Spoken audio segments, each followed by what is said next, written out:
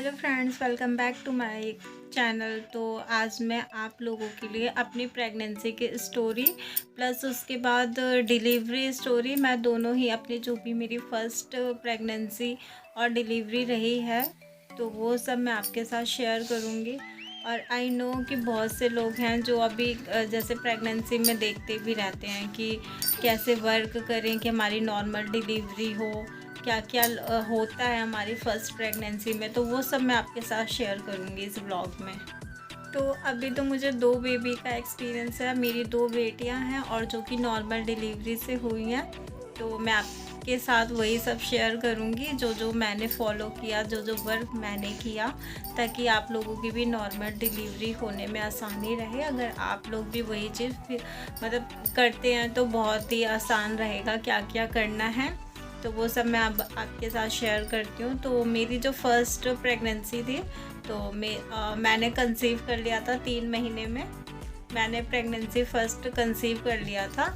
और थोड़ा ये भी रहता है कि जब न्यू न्यू शादी होती है ना तो लोग बोलते भी हैं कि अभी तुम्हारी बहू को कुछ नहीं है, अभी कुछ नहीं है तो बस फील होने लगता है। मतलब आज का टाइम देखो कितनी जल्दी जल्दी सब लोग बोलने भी लगते हैं, तो बड़ा अजीब सा फील भी होता है। तो खैर मैंने तो 3 महीने बाद ही प्रेगनेंसी स्टे हो गई थी मेरी। तो होता क्या है कि जब आप ना प्रेगनेंसी स्टे करते हो तो 1 मंथ तो पता ही नहीं चलता है। जब आपकी डेट मिस होती है तो पता चलता है कि हाँ ऐसा कुछ हुआ है जब हम चेक करते हैं। लेकिन चेक करने से पहले ही ना कुछ आपको बॉडी में चेंजेस लगने लगता है। जैसे कि थकान महसूस होना तो बहुत ज़्यादा। जब मुझे फ़र्स्ट प्रेगनेंसी थी तो मतलब मैं थोड़ा सा भी काम करती थी ना, बस मैंने बर्तन साफ़ किए या झाड़ू पोछा कुछ भी किया और सुबह जैसे सोकर उठ गई मैं तो जल्दी से जैसे 6 साढ़े 6 7 के बीच में ऐसे उठ जाती थी मैं, 7 बजे से पहले या 7 बजे तक इतना। तो पता है क्या होता था कि मतलब उठने के बाद थोड़ा बहुत काम किया तो ऐसा लगता था जैसे ना कितनी थक गई हूँ मैंने कितना सारा काम किया है, मैंने बहुत सारा काम किया, मतलब ऐसा फ़ील होता था। और फिर ना इतनी थकान सी लगती थी शरीर में, इतनी थकान सी, और ना नींद बहुत आती थी, बहुत ज़्यादा नींद आती थी। तो मैं खुद सोचती थी यार ये मेरे साथ हो क्या रहा है। तो फिर ऐसा लगता था कि क्या पता भी शादी न्यू हुई है तो ये सारे चेंजेस हो रहे हैं शरीर में। फिर उसके बाद जब 1.5 महीना हो गया तो मैंने चेक किया तो प्रेगनेंसी थी, जो कि एक औरत के लिए बहुत बड़ी बात होती है। कहते हैं ना कि आदमी का जेब और औरत की गोद है वो कभी सूनी नहीं होनी चाहिए और आदमी का जेब कभी खाली नहीं होना चाहिए। तो ये एक लेडी के लिए ना बहुत बड़ी बात होती है कि प्रेगनेंसी होना, बच्चा होना, तो सबको ही खुशी होती है। तो फिर जब पता चला तो उसके बाद चेकअप वगैरह करवाया और ना वॉमिटिंग भी लगने लगी थी। जैसे ही 2 महीने हुए ना तो मुझे ना वॉमिटिंग मुझे फ़र्स्ट प्रेगनेंसी में बहुत ज़्यादा हुई है, बहुत ही ज़्यादा, मतलब वॉमिटिंग हुई है। तो स्टार्टिंग का ये था कि जैसे कि 1.5 महीने से लेके 4 महीने के बीच का जो समय था ना वो बहुत ही मुश्किल वाला था। जब पता चल गया कि हाँ मैंने कंसीव कर लिया ना तो सच में बहुत ही मुश्किल वाला था, क्योंकि पता है एक रोटी नहीं खाई जाती थी, आधी रोटी नहीं खाई जाती थी। और इसी बीच मेरे एग्ज़ाम भी था, एमए कर रही थी मैं उसी बीच। तो फिर पेपर वगैरह भी देना था और गर्मी का समय था, तो सोचो वॉमिटिंग होना, गर्मी का समय, मतलब बहुत ही ज़्यादा दिक्कत हो रही थी उस टाइम पे। तो आधी रोटी तक भी नहीं खाई जाती थी। कैसे कैसे मैंने पेपर दिया मुझे अब भी याद है कि मैं पता पेपर दे रही थी, मेरी फ़र्स्ट प्रेगनेंसी की बात कर रही हूँ ना मैं, तो मैं उसी का मतलब अभी बात करते करते याद आ गया। मैं पेपर देने बैठी थी, मेरा पोल साइंस का सेकंड पेपर था। तो मैं बस थोड़ा ही बहुत पेपर रह गया था, वो तो अच्छा था मैंने सारा अटेंड कर लिया था। मुझे उसी बीच उल्टी आ गई, मतलब ऐसे मन घबराने लगा, बेचैनी होने लगी। और जब मैं गई तो भाई पेपर छोड़ के मुझे वॉमिटिंग करने जाना पड़ा। तो मतलब वही सब बातें उस टाइम पे ऐसे लगता है कि कितने परेशान है कितना, लेकिन अब बताने में हंसी आ रही है। तो वही ये टाइम बीत जाता है तो फिर चीज़ें ऐसे ही लगती हैं। तो फिर ऐसे ही रहा और पता है कुछ खाया नहीं जाता था। तो आप लोगों से भी अगर आपकी प्रेगनेंसी है तो फर्स्ट से लेके 4 मंथ तक खाने पीने में बहुत दिक्कत रहती है, खाया बिल्कुल भी नहीं जाता है। एक निवाला तक नहीं खाया जाता और मुझसे भी नहीं खाया जाता था। और मेरी मम्मी, फिर मैं अपने घर गई थी पेपर वगैरह देने के चक्कर में, तो मेरी मम्मी बहुत परेशान थी मुझे देख देख के कि बताओ ये तो कुछ खाती नहीं है, बच्चे पे क्या असर जाएगा, इसके शरीर में क्या लगेगा। और बस बहुत ही ज़्यादा परेशान थी। झाड़ा भी लगवाया उन्होंने कि क्या पता इसे नज़र लगी हो, लेकिन भैया ना कि ये अंदर की बात थी, नहीं मन करता था। और जैसे ही आपका 4th महीना ख़त्म होगा ना, तैसे ही आपको भूख लगनी शुरू हो जाएगी, क्योंकि बच्चा ना अंदर ग्रो करता है, जैसे जैसे बच्चा बढ़ता है ना, तो भूख भी उतनी लगने लगती है। तो मेरे साथ भी यही हुआ था। फर्स्ट से लेके 4 मंथ तक, 1.5 महीने से लेके 4 मंथ तक तो उल्टी हुई, भूख नहीं लगी और शरीर में थकान रहती थी, नींद बहुत आती थी। सच में मैं बहुत सोती थी, सच में मैं बहुत सोती थी, बहुत ही ज़्यादा सोती थी। रात में भी सोना, दिन में दोपहर में भी सोना, जब टाइम मिल जाए तब सोना, और ऐसे लेटते ही नींद आ जाती थी। मतलब अब तो ऐसे होता ही नहीं कि तुम्हें लेटते ही नींद आ जाएगी, लेकिन उस टाइम पे यही होता था कि लेटते ही नींद आ जाती थी। तो फिर ऐसे करके मेरा 1st से लेके 4th का समय बीता। फिर 5th 6th 7 मंथ बहुत अच्छा रहा, मतलब ऐसा लगा ही नहीं कि मैं प्रेग्नेंट हूँ। सच में इतना पेट भी नहीं निकलता है फर्स्ट प्रेगनेंसी में, तो बहुत ही अच्छा लग रहा था, ऐसा पता ही नहीं चल रहा कि मैं प्रेग्नेंट हूँ। तो अपना सारा काम वगैरह मैं कर रही थी। तो अब मैं यहाँ पे आपको टिप्स देना चाहूँगी कि काम आपको क्या क्या करना है। मैंने देखो शुरुआत से ही काम किया, ऐसा नहीं है कि मैंने काम नहीं किया है। सोती थी तो अपना काम वगैरह निपटा के ही सोती थी, क्योंकि मुझे काम की बहुत टेंशन रहती है कि ये काम पड़ा है, वो काम पड़ा है। तो देखो मैंने हाथ से कपड़े धुले हैं। मैं फर्स्ट प्रेगनेंसी में घर में मेरे जो भी 6-7 लोग हैं और जो भी हैं अभी भी, तो सबके मैंने कपड़े धुले हैं, बड़ों से लेके छोटों तक तो सबका मैंने किया है, सबके हाथों से कपड़े धुले हैं। वॉशिंग मशीन होने के बाद भी मैं हाथ से कपड़े धुलती थी। और उसके बाद बर्तन नहीं मांजा मैंने, जैसे कहते हैं बर्तन भी नीचे बैठ के, आटा भी नीचे गूँथ के। तो ये 2 काम तो नहीं किया, लेकिन अगर पॉसिबल है तो आप बर्तन भी नीचे बैठ के मांजें, आटा भी नीचे गूँधें, क्योंकि वो प्रेशर पड़ता है, फिर नॉर्मल डिलीवरी के लिए भी बहुत ही अच्छा रहता है। और इसके टाइम पे ये सब मैंने किया है, ये बहुत अच्छे से हो गए। तो इसके टाइम का मैं नेक्स्ट में शेयर करूँगी। तो जैसे कपड़े धोना, और छत पे कहते हैं ज़्यादा ऊपर नीचे नहीं करना चाहिए, तो मैंने तो बहुत ही ज़्यादा किया है। छत पे कपड़े सुखाने जाना, ले के भी जाती थी, जैसे जब कपड़े थोड़े से सूख जाते थे ना, उनका पानी झड़ जाता था, निकल जाता था, तो मैं कपड़ों को भी लेके जाती थी। और जो भी है अपना खड़े खड़े रसोई का काम करना, पोछा बैठ के लगाना। मैंने पोछा भी बैठ के खूब लगाया है फर्स्ट प्रेगनेंसी में। तो आप जितना बैठ के काम करोगे बहुत ही बढ़िया रहेगा। झाड़ू पोछा, बर्तन, कपड़े, घर का मतलब खाना बनाना, अपनी थोड़ी बहुत एक्टिविटी करनी। शाम को छत पे टहलने के लिए चली जाती थी मैं, जब थोड़ी सी शाम हो जाती थी तो छत पे टहलती थी, मतलब आधा घंटा तो टहलती ही थी। तो ऐसे ही करके मैंने यही सब जो था फर्स्ट प्रेगनेंसी में यही सब किया था। तो मेरा रहा था ये कि जो 7 मंथ होता है ना, 7 मंथ के बाद ना बहुत ही ज़्यादा मतलब फिर दिक्कतें शुरू हो गई थी। 7.5 महीने पे मुझे ना पूरे बॉडी में बहुत ज़्यादा खुजली, और सबसे ज़्यादा ना पैर में मस्ती थी। मतलब पूरे पैर में इतनी खुजली मस्ती थी, पेट में नहीं मस्ती थी, पैर में बहुत ज़्यादा खुजली मस्ती थी। मैं रात को सो नहीं पाती थी, पता मैं रोती रहती थी बहुत। मतलब सच्ची में अभी बताने में ऐसे लग रहा है कि नॉर्मल है सब कुछ, लेकिन नॉर्मल नहीं था। ऐसे ना मैंने अपने पैर को जख्मी कर लिया था। मैंने दवाई भी करवाई, लेकिन कोई असर नहीं हुआ, कुछ भी असर नहीं हुआ जब तक बच्चा हो नहीं गया। मतलब बड़ी बेटी के होने के बाद ना फिर 6-7 दिन बाद वो खुजली अपने आप चली गई। सच में खुजली वाली तो बीमारी हो गई थी, बहुत खुजली होती थी। काम करती थी तो नहीं लगता था, जैसे ही बेड पे रेस्ट करने के लिए लेटती थी ना, तो इतनी खुजली मचती थी, इतनी खुजली कि मैं रोती थी और रात भर सो नहीं पाती थी। 4 बज जाते थे। जब वही सुबह नींद आती थी तो फिर सुबह उठना होता था, क्योंकि फिर कितना ही आप सोओगे, अच्छा भी नहीं लगता। तो खुजली की समस्या बहुत हो गई थी। फिर 8-8.5 महीने लगा तो बैठने में दिक्कत। और हाँ, यहाँ पे एक और आपको एडवाइस दूंगी कि इंग्लिश टॉयलेट का कम यूज़ करें प्रेगनेंसी में, जो इंडियन टॉयलेट है उसका यूज़ करें, तो उससे भी नॉर्मल डिलीवरी के काफ़ी अच्छे चांस रहते हैं।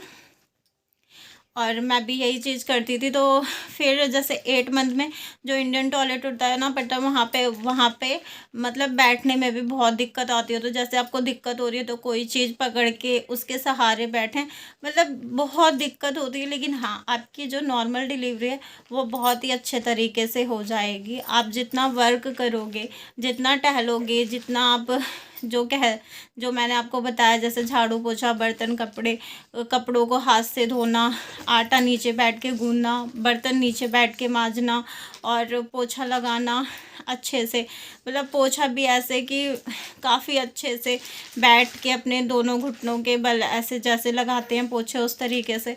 तो ये सब मैंने किया है, आप भी इसे फॉलो कर सकते हैं। फिर वही था कि इंडियन टॉयलेट में बैठने में ना सच में बहुत दिक्कत होती थी। तो जैसे तैसे बैठना मतलब बहुत ही मुश्किल। फिर वही 8.5 महीने से लेके जब तक बच्चा होने गया ना, एकदम बेचैनी सी रहनी, घबराहट सी होनी ना। तो आप रात को सो पाते हो, कभी करवट इधर बदलो, कभी करवट इधर बदलो, रात रात की नींद नहीं आती है, सच में नींद बिल्कुल भी नहीं आती। बस यही उस टाइम तो बस यही दुआ करते हैं कि कब ये हमारा ये जो है ये घड़ी हमारी कब कटेगी, कब बच्चा सामने आएगा, कब हम इस चीज़ से फ्री होंगे। तो बस मैं भी यही प्रे करती थी। तो फाइनली जाके जो बड़ी बेटी हो उसकी डेट दे रखी थी, 22 दिसंबर दे रखा था।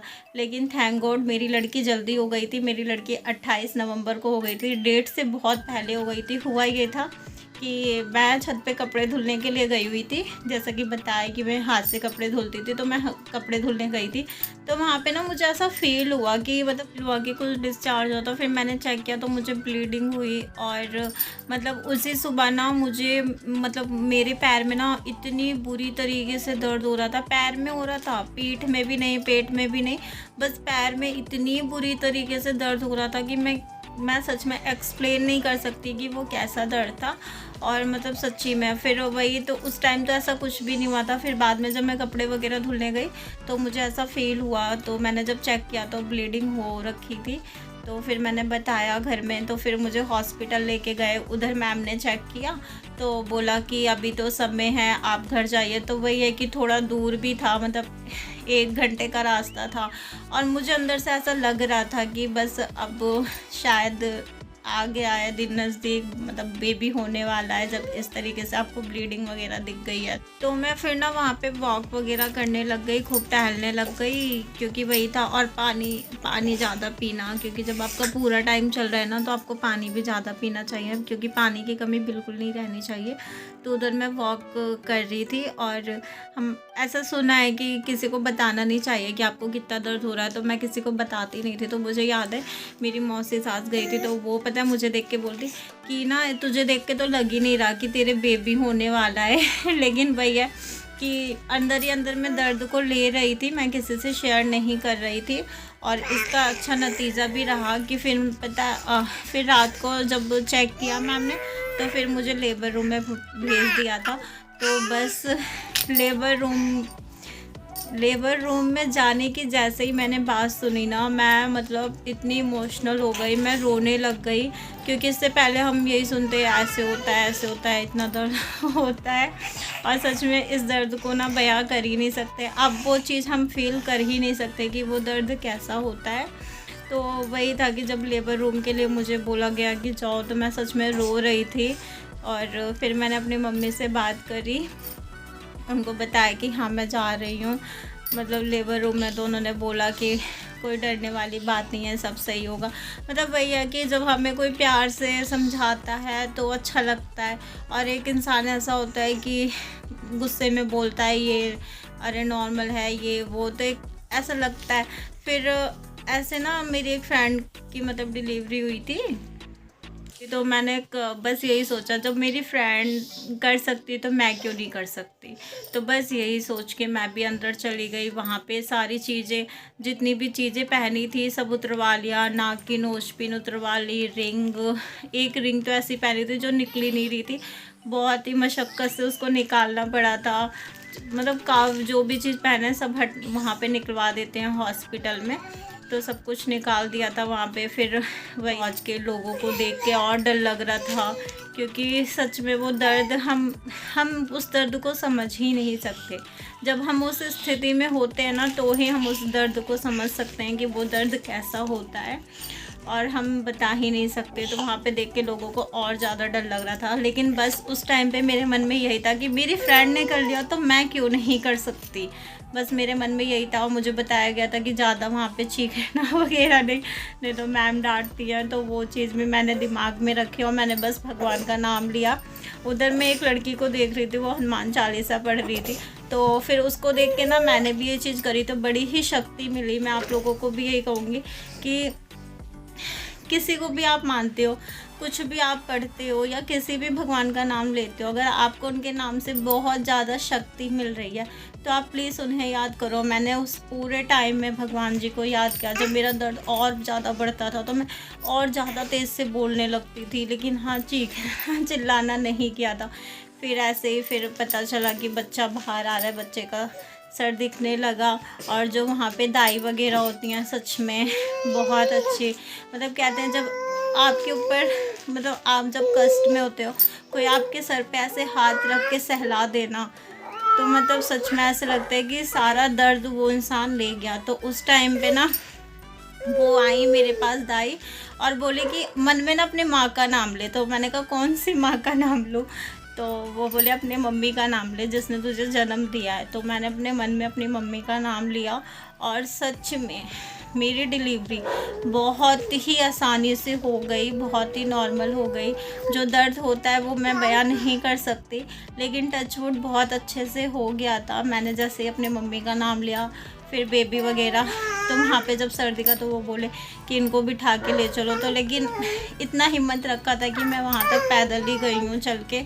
फिर जो भी रहा प्रोसीजर आगे का, बेबी हो गया सही सलामत। तो मेरा जब मेरी लड़की हुई तो मुझे दिखाया गया देखो क्या हुआ है। तो ये ना पूरी अपने पापा पे लग रही थी, तो मैंने इसको बस इसका चेहरा देख के बोला, मैंने कहा ये तो लड़का। तो वो कहती ध्यान से मैंने कहा तो मेरे मुंह से निकला मेरी राधा रानी आई हैं। और सच में इनको भी बहुत वो था कि हमारी पहली लड़की हो। मेरे मन में भी यही था कि पहली लड़की हो, और मेरे मुंह से यही निकला कि राधा रानी आई हैं। तो बस ये थी मेरी स्टोरी।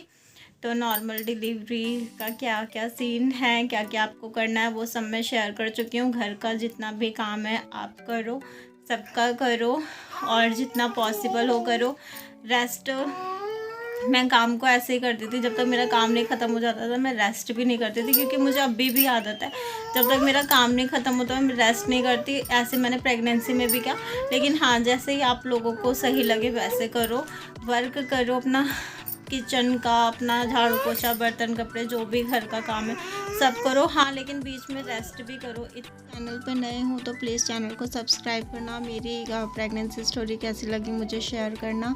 और प्रेगनेंसी में सिर्फ घर का काम ही नहीं, अपने खाने पीने का भी बहुत ही अच्छे से ध्यान रखना।